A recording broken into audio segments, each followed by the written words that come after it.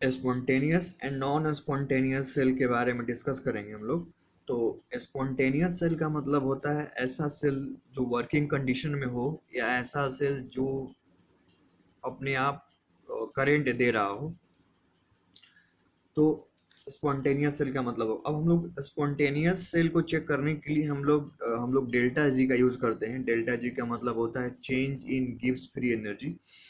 तो अगर delta G less than zero होता है तो ये स्पॉन्टेनियस रिएक्शन या स्पॉन्टेनियस प्रोसेस का कंडीशन होता है कि अगर delta G less than zero हो या निगेटिव हो तो प्रोसेस जो होता है वो स्पॉन्टेनियस होता है।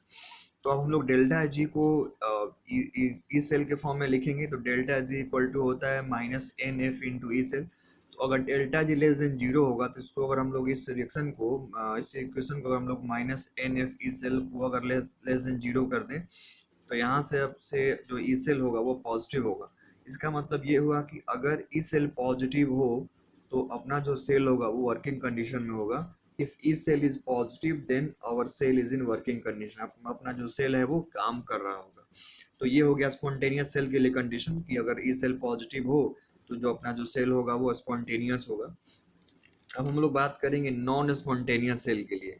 तो नॉन स्पॉन्टेनियस सेल के लिए हम लोग वही डेल्टा जी का यूज करेंगे। तो डेल्टा जी अगर पॉजिटिव होता है तो वो प्रोसेस या वो रिएक्शन जो होता है वो नॉन स्पॉन्टेनियस होता है।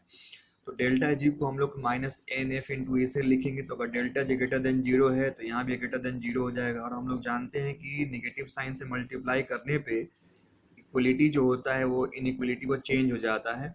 तो हम लोग यहाँ पे जब मल्टीप्लाई करेंगे तो इनइक्वलिटी चेंज हो जाएगा। तो यहाँ से जो ई सेल हो जाएगा वो लेस देन जीरो हो जाएगा। तो अगर कभी ई सेल निगेटिव हो इसका मतलब ये होता है कि अपना जो सेल है वो काम नहीं कर रहा होता है। इसका मतलब ये है कि सेल वर्किंग कंडीशन में है बट आपको पोलरिटी चेंज करनी पड़ेगी। मतलब जो हमने एनोड लिया हुआ था वो कैथोड में लेना पड़ेगा और जो कैथोड लिया हुआ था उसको एनोड में कन्वर्ट करना पड़ेगा। जो अभी हमने बोला नॉन स्पॉन्टेनियस सेल के लिए उसको मैं रिपीट कर रहा हूँ। नॉन स्पॉन्टेनियस का मतलब होता है कि डेल्टा जी जो होना चाहिए वो पॉजिटिव होना चाहिए। इसका मतलब ये है कि जो minus n F E cell वो ग्रेटर देन जीरो होना चाहिए। यहाँ से हमको जो कंडीशन मिला वो ई सेल निगेटिव अगर होगा तो हमको करेंट नहीं मिलेगा। तो करेंट ना मिलने का मतलब ये नहीं है कि हमारा सेल वर्किंग कंडीशन में नहीं है। इसका मतलब ये है कि हमने बैटरी के पोलरिटी को उल्टा लगा दिया हुआ है। मतलब हमने पॉजिटिव को नेगेटिव से नेगेटिव को पॉजिटिव से कनेक्ट कर दिया हुआ है। आप ऐसे एग्जांपल ले सकते हो कि अगर कभी हम लोग रिमोट में उल्टा बैटरी लगा देते हैं तो रिमोट काम नहीं कर रहा होता है। बट इसका मतलब ये नहीं कि बैटरी खराब है। जैसे आप बैटरी के पोलरिटी को चेंज करते हो तो रिमोट काम करने लगता है। तो यहाँ भी वही कंडीशन होगा कि अगर आप इससे निगेटिव आ रहा है इसका मतलब ये है कि आपको पोलरिटी को चेंज करना पड़ेगा। इनवर्ट को कैथोड में, कैथोड को इनवर्ट में कन्वर्ट करना पड़ेगा। मीन्स अगर कोई रिडॉक्स रिएक्शन अगर फॉरवर्ड में नॉन स्पॉन्टेनियस है तो इसका मतलब ये है कि वो बैकवर्ड में जो होगा वो स्पॉन्टेनियस ही होगा। Means if any reaction is non spontaneous in forward direction then it must be spontaneous in backward direction. मतलब अगर फॉरवर्ड डायरेक्शन में कोई रिएक्शन अगर नॉन स्पॉन्टेनियस है तो जाहिर सी बात है कि बैकवर्ड में वो स्पॉन्टेनियस होगा ही होगा। मीन्स कोई भी रिएक्शन या तो फॉरवर्ड में स्पॉन्टेनियस होगा या बैकवर्ड में होगा। या अगर ये वो फॉरवर्ड में नॉन स्पॉन्टेनियस है तो बैकवर्ड में स्पॉन्टेनियस होगा। उसी तरीके से वाइस वर्सा हो जाएगा। तो these are the condition for spontaneous and non spontaneous cell reaction. अब हम लोग बात करेंगे कि नॉस्ट इक्वेशन का हम लोग यूज इक्विलिब्रियम कांस्टेंट फाइंड करने के लिए कैसे करते हैं। तो मैं आपको बता दूं कि नॉस्ट इक्वेशन का जो हम लोग यूज करते हैं इक्विलिब्रियम कांस्टेंट फाइंड करने के लिए तो वहाँ भी हम लोग डेल्टा जी कंडीशन लगाते हैं। देखते हैं कैसे इसको हम लोग डिराइव करते हैं। तो इक्विलिब्रियम के जो डेल्टा जी होना चाहिए change in gives free energy वो जीरो होना चाहिए। तो अगर डेल्टा जी जीरो है तो आपका जो रिएक्शन होगा वो इक्विलिब्रियम में होगा। इसका मतलब ये है कि जो ई सेल जो होगा वो भी जीरो होगा। अगर कभी आपका ई सेल जीरो हो जाए इसका मतलब ये है कि आपका जो सेल आपकी जो सेल में जो रिएक्शन चल रहा है वो इक्विलिब्रियम को अटेन कर लिया हुआ।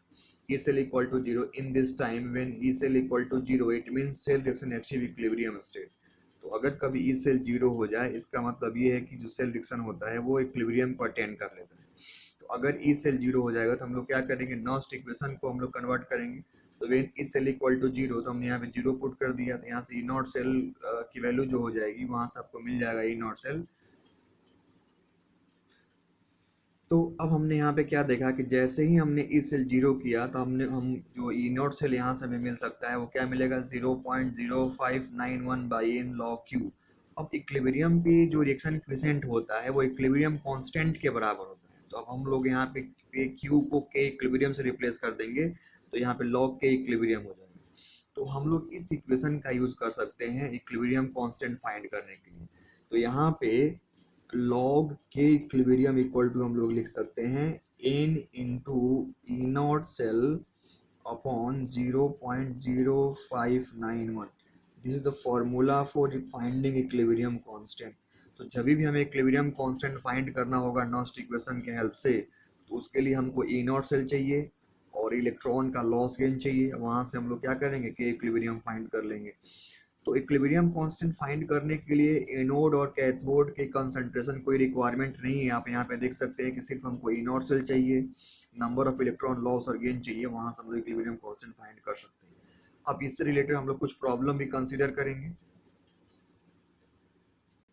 तो हम लोग यहाँ पे नॉस्ट इक्वेशन से रिलेटेड जो कि हम लोग इक्विलिब्रियम कांस्टेंट फाइंड करने के लिए हम लोग जो नॉस्ट इक्वेशन का मॉडिफाइड फॉर्म यूज करते हैं तो उसके लिए हम लोग यहाँ पे एक प्रॉब्लम डिस्कस करेंगे उससे रिलेटेड। तो हमने यहाँ पे क्वेश्चन लिखा हुआ है calculate the equilibrium constant for the reaction Fe+2 react with Ce+4 converted into Fe+3 and Ce+3 where E naught of this reaction is 1.44 and E naught for this reaction is 0.68। Question में दिया हुआ है कि आपको इस reaction का equilibrium constant find करना है जहाँ पे एनोड और कैथोड का ई नॉट सेल दिया हुआ है। तो अब हम लोग यहाँ पे क्या करेंगे कि जो अपना जो नॉस्ट इक्वेशन है जिसके हेल्प से हम लोग इक्विलिब्रियम कांस्टेंट फाइंड करते हैं उसका जो एक्सप्रेशन होता है ई नॉट सेल इक्वल टू होता है 0.0591 by N log K equilibrium. जहाँ पे ई नॉट सेल हम लोग कैसे फाइंड करेंगे E naught of anode plus E naught of cathode. अब ई नॉट ऑफ एनोड क्या होगा, तो जिसका ऑक्सीडेशन हो रहा होगा वो एनोड की तरह काम करेगा, जिसका रिडक्शन हो रहा होगा वो कैथोड की तरह काम कर रहा होगा। तो यहाँ पे हम लोग देख रहे हैं कि Fe+2 से Fe+3 में जा रहा है, इसका ऑक्सीडेशन हो रहा है, इसको हम लोग एनोड पे लेंगे। एनोड पे क्या हो जाएगा Fe+2 Fe+3 में जा रहा है तो इसका एनोड एनोड हो जाएगा। कैथोड पे क्या हो रहा है तो कैथोड पे +4 से +3 में जा रहा है। तो हम लोग जानते हैं कि अगर ऑक्सीडेशन नंबर डिक्रीज हो रहा हो तो उसका रिडक्शन होता है। तो ये +4 से +3 में जा रहा है, इसका रिडक्शन हो रहा है, ये कैथोड पे जाएगा। इस हम लोग दोनों रिएक्शन को ऐड कर लेंगे। ऐड करने के बाद अपना जो ई नॉट सेल मिलेगा वो क्या हो जाएगा E naught of anode plus E naught of cathode हो जाएगा। ई नॉट एनोड कितना है 0.68 वोल्टेज है, कैथोड कितना है 1.44 वोल्टेज है। दोनों को ऐड कर लेंगे तो हमको ई नॉट सेल मिल गया।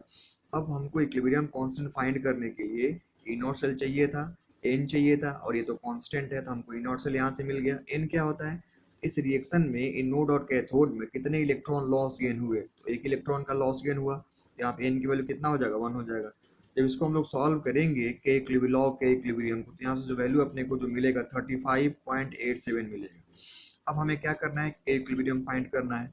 इसके लिए हम लोग क्या करेंगे इस वैल्यू को हम लोग स्प्लिट कर लेंगे। कैसे, तो 35.87 को हम लोग लिख सकते हैं 35 प्लस 0.87, तो उसको हमने लिख दिया 35 प्लस 0.87।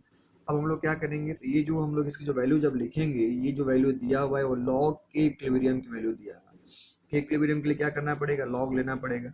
तो जो इंटीजर वाला होता है जब उसको हम लोग कन्वर्ट करेंगे तो 10 टू द पावर में चला जाएगा और जो डेसिमल वाला पार्ट है उसको हम लोग चेक करेंगे किसके लॉग की वैल्यू है। जिससे मैंने आपको बताया था कि लॉग 2, 3, 5 और 7 की वैल्यू अपने को याद रखनी होती है। तो ये जो लॉग पॉइंट 0.87 जो होता है ये लॉग 7.5 की वैल्यू होता है। तो हमने यहाँ पे के इक्विलिब्रियम को लिख दिया 7.5 इंटू 10 टू द पावर 5। एक बार दोबारा से मैं आपको रिपीट कर दे रहा हूँ, अगर कभी आपको लॉग के इक्विलिब्रियम को इक्विलिब्रियम की वैल्यू फाइंड करने में यूज करना पड़े तो आप लॉग के इक्विलिब्रियम की वैल्यू को आप ऐसे स्प्लिट कर लेना। जो इंटीजर में आए उसको 10 के पावर में चढ़ा देना, जो डेसिमल में आए उसको कंपेयर करना कि किस लॉग की वैल्यू है, 2 की वैल्यू है, 3 की, 4 की, 5 की, 7 की, या 6 और 7 के बीच में है कि 7 और 8 के बीच में। इसको हम लोग कंपेयर करके जब फाइंड करेंगे तो आपको ये मिल जाएगा 7.5 इंटू 10 टू द पावर 35। तो इस तरीके से हम लोग नॉस्ट इक्वेशन का यूज करेंगे इक्विलिब्रियम कांस्टेंट फाइंड करने के लिए। तो बहुत ही सिंपल होता है, आप प्रॉब्लम को देख करके और आप अप्रोच लगा सकते हैं। फॉर्मूला यही होता है और अपने को ई नॉट सेल चाहिए, एन चाहिए, बाकी आप इसको मैनिपुलेट करके सॉल्व कर सकते हैं। नॉस्ट इक्वेशन का यूज करके इक्विलिब्रियम कांस्टेंट फाइंड करने के लिए हम लोग प्रॉब्लम जो देखे तो उससे रिलेटेड एक और हम लोग प्रॉब्लम यहाँ पे कंसीडर करेंगे। तो यहाँ पे क्वेश्चन दिया हुआ है कि the EMF of the cell, cell का ईएमएफ दिया हुआ है, जिंक प्लस टू में जब जा रहा है जिसका कंसंट्रेशन 0.01 मोलर दिया हुआ है, Ab प्लस टू जब रिड्यूस हो रहा है इसका कंसंट्रेशन 0.001 मोलर दिया हुआ है, is 0.2905, then find the value of equilibrium for this cell reaction। अब क्वेश्चन ये कर रहा है कि आपके पास ये सेल रिएक्शन दिया हुआ है और इसके लिए आपको इक्विलिब्रियम कांस्टेंट की वैल्यू फाइंड करनी है, और यहाँ पे नॉट सेल जो दिया हुआ है वो 0.2905 वोल्टेज दिया हुआ है। तो मैंने आपको बताया था कि अगर हमें इक्विलिब्रियम कांस्टेंट फाइंड करना हो तो उसके लिए अपना जो नॉस्ट इक्वेशन होता है वो ई नॉट सेल इक्वल टू होता है 0.0591 by N log K equilibrium, जिसको हम लोग ये भी लिख सकते हैं log K equilibrium is equal to n into E not cell upon 0.0591। तो यहाँ पे हमको नंबर ऑफ इलेक्ट्रॉन लॉस और गेन चाहिए और ई नॉट सेल चाहिए। तो क्वेश्चन में ई नॉट सेल दिया हुआ है, ये हमको मिल गया। अब कितने इलेक्ट्रॉन लॉस गेन हो रहे हैं तो ये हमको पता चलेगा एनोड और कैथोड के रिएक्शन लिखने के बाद। तो एनोड पे क्या हो रहा है, तो यहाँ पे आप पहले हम लोग जानते हैं कि पहले हम लोग एनोड लिखते हैं, फिर सॉल्ट ब्रिज देन कैथोड बनाते हैं। एनोड पे क्या हो रहा है, जिंक जिंक प्लस टू में जा रहा है, तो यहाँ पे anode zinc zinc plus two में जा रहा है, तो कितने इलेक्ट्रॉन लॉस हुए, 2। कैथोड पे क्या हो रहा है, तो Fe प्लस टू से Fe में जा रहा है, तो ये रिड्यूस हो रहा है, इसने कितने इलेक्ट्रॉन गेन किए, 2। ओवरऑल कितने इलेक्ट्रॉन हो जाएंगे, 2।